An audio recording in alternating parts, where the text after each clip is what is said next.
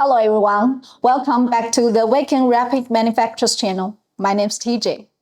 The component I'm holding is a very important part for a new energy vehicle project. The planned mass production process is die casting plus CNC machining.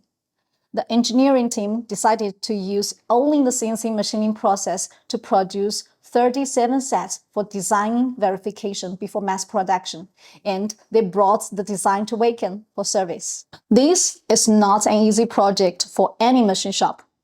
267 critical dimensions were marked in a 5-page 2D file, including perpendicularity, parallelism, flatness, position, etc., many of which are based on 3 datum surfaces. Although this is a metal part, the thinnest wall is only 3 mm. With such a large pocket inside, it is very easy to deform during the machining process. And including the holes on the bosses, there are totally 66 holes on both sides. They are used for either positioning or fixing. Deformation during the machining can affect the position of these holes, especially those on the edges.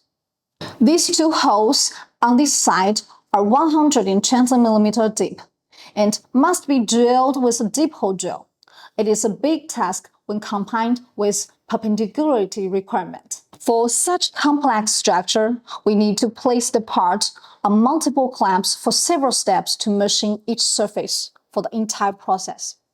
And after machining, we submit the final CMM OQC inspection report with 508 inspection measurements as per the customer's requirement.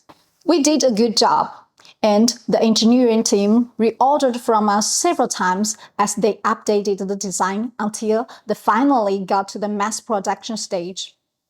This is just one of the big challenges we have taken on for our customers, and we have taken on projects much more challenging than this one over the past 10 years.